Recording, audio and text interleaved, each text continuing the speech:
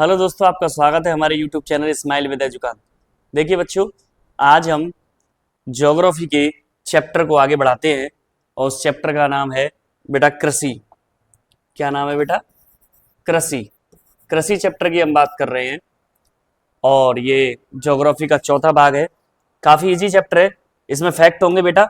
आप ये मत समझिएगा मैंने समझाया नहीं, जो बात समझाने लायक होगी उसे बताया जाएगा।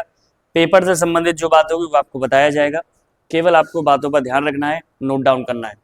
तो शुरुआत करते हैं अपने चैप्टर की। नो बकवास, केवल सफल कराने का प्रयास। परिचय। कृषि की दृष्टि से भारत एक महत्वपूर्ण देश है जहां 2/3 जनसंख्या कृषि कार्यों में लगी हुई है। अगर बात करें कृषि के प्रकार की, तो भारत के विभिन्न भागों में कृषि तंत्र अपनाए गए हैं जो निम्नलिखित हैं। सबसे पहला पॉइंट है बेटा प्रारंभिक जीविका निर्वाह कृषि। प्रारंभिक का मतलब प्राचीन काल में जो जीवन को चलाने के लिए खेती की जाती थी उसे हम प्रारंभिक जीविका निर्वाह खेती कहते हैं। यह खेती कर्तन दैन प्रणाली कृषि है। इसमें भूमि के छोटे टुकड़ों पर आदिम कृषि औजारों जैसे लकड़ी के हल, डाव और खुदाई करने वाली छड़ी तथा परिवार अथवा समुदाय श्रम की मदद से की जाती है। इस प्रकार की खेती प्राय मानसून, मृदा की प्राकृतिक उर्वरता और फसल उगाने के लिए अन्य पर्यावरणीय परिस्थितियों की उपयुक्तता पर निर्भर करती है। केवल सिंपल बात यह है कि प्राचीन समय में जब आज के आधुनिक हथियार नहीं थे और कह सकते हैं आधुनिक विकास के आधार पर विकसित प्रणाली नहीं थी, तो उस समय भूमि के एक छोटे टुकड़े को जला करके, साफ करके वहां पर खेती की जाती थी। ठीक है बच्चों, अगला पॉइंट है हमारा गहन जीविका निर्वाह कृषि।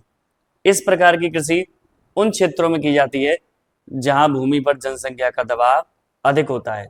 यह श्रम गहन खेती है जहां अधिक उत्पादन के लिए अधिक मात्रा में जैव रासायनिक निवेशों और सिंचाई का प्रयोग होता है। तो गहन शब्द से समझ रहे होंगे आप कि ऐसी खेती या ऐसी खेती वाला किया जाने वाला क्षेत्र जहां पर जनसंख्या का दबाव अधिक रहता है।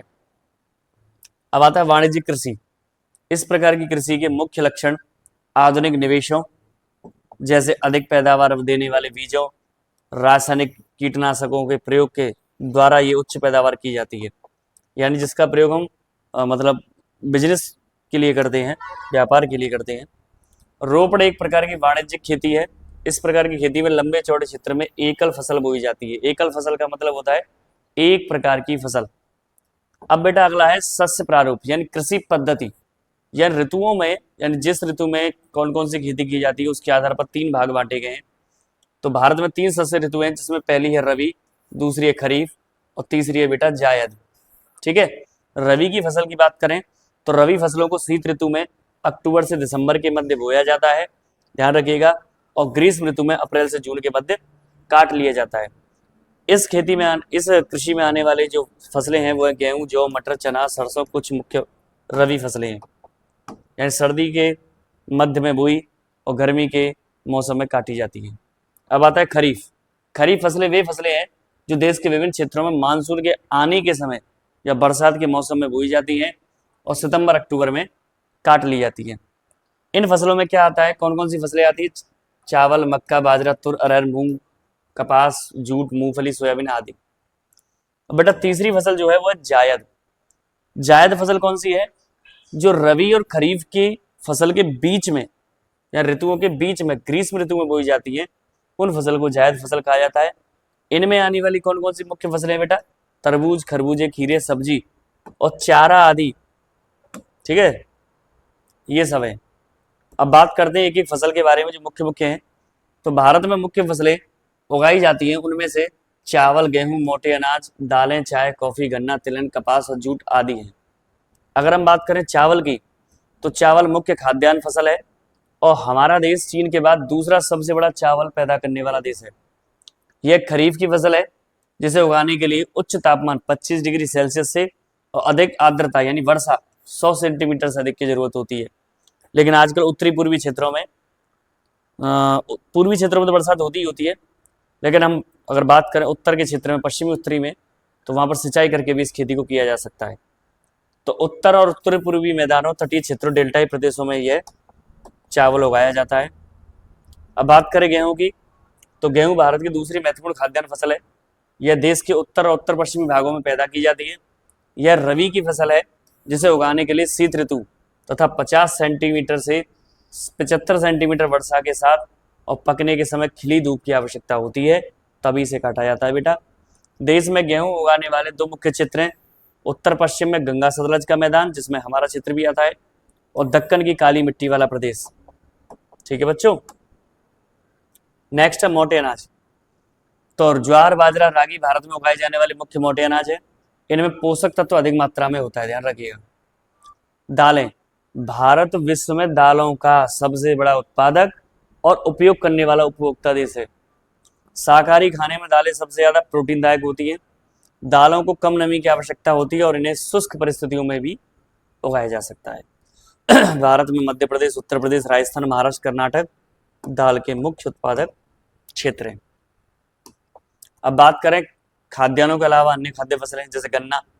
गन्ना एक उष्ण और उपोष्ण कटिबंधीय फसल है। यह फसल 21 डिग्री सेल्सियस से 27 डिग्री सेल्सियस के तापमान और 75 सेंटीमीटर से 100 सेंटीमीटर वर्षा वाली उष्ण आर्द्र जलवायु में बोई जाती है।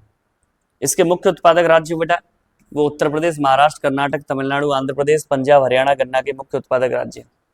मैपिंग ध्यान रखिएगा बेटा, ये मैप में पूछे जाते हैं सारे जो जगहों के नाम बोले जा रहे हैं, इन राज्यों का मैप में दर्शाने के लिए भी क्वेश्चन आ सकता है। इससे आगे बात करें तो बेटा तिलहन। तिलहन फसलें वे फसलें होती हैं जो तिली से मतलब नहीं है, जिनमें से तेल निकलता है। तो देश में कुल बोए गए क्षेत्र के 12% भाग पर कई तिलहन की फसलें उगाई जाती हैं। इनका प्रयोग खाना बनाने में किया जाता है। इनमें से कुछ तेल के बीजों को साबुन, प्रसाधन, प्रसाधन बेटा होता है जो औरतों का साज सज्जा का सामान होता है, मेकअप वगैरह का, और उबटन, जैसे आपने शादी विवाह में देखा होगा हल्दी वल्दी लगाई जाती है ना, आजकल चंदन का उबटन चल रहा है। उद्योग में कच्चे माल के रूप में इसका प्रयोग किया जाता है। ठीक है बेटा। आगे है चाय। चाय की खेती रोपण कृषि का एक उदाहरण है। यह एक महत्वपूर्ण पेय पदार्थ है और चाय जो है शुरुआत में अंग्रेज भारत लाए थे। ठीक है। तो चाय की झाड़ियों को उगाने के लिए वर्ष भर उष्ण यानी कौष्ण, कौष्ण का मतलब नमी युक्त और पाला रहित जलवायु की आवश्यकता होती है। चाय के मुख्य उत्पादक क्षेत्रों में बेटा सबसे बढ़िया तो आपको पता ही है असम, पश्चिम बंगाल में बेटा दार्जिलिंग, जलपाईगुड़ी तथा जलपाईगुड़ी जिलों की पहाड़ियां, और तमिलनाडु और केरल सबसे अच्छे उत्पादक हैं चाय के भारत में। बात करें अगर कॉफी की, तो भारतीय कॉफी अपनी गुणवत्ता के लिए विश्व में विख्यात है। इसकी खेती नीलगिरी की पहाड़ियों के आसपास कर्नाटक, केरल, तमिलनाडु में की जाती है। ठीक है बच्चों। अगला है बागवानी फसलें। भारत उष्ण और शीतोष्ण कटिबंधीय दोनों ही प्रकार के फलों का उत्पादक है। भारत विश्व की लगभग 13% सब्जियों का उत्पादन करता है। ठीक है बच्चों। जहां तक है आपको समझ में आया होगा, और ये हमने पहला पार्ट पूरा कर दिया। मैंने पहले ही कहा था इसमें कुछ नहीं है, सिंपल सिंपल चीजें मैपिंग में उन राज्यों को याद रखना है मैप में दर्शाने के लिए। दूसरी बात, किसको कितने तापमान की आवश्यकता है, कितनी वर्षा की आवश्यकता है, ये ध्यान रखना है। ठीक है। खाद्यान्न फसलें आप जानते ही हैं जो खाई जाती हैं, वाणिज्यिक फसलें जो मुख्यतः बेचने के लिए। तो यही इस चैप्टर का पहले भाग में हमने डिस्कस किया। अब नेक्स्ट पार्ट में इसको पूरा फिनिश करते हैं और मिलते हैं आपसे अगली वीडियो में। Stay healthy and stay fit. जय श्री श्याम।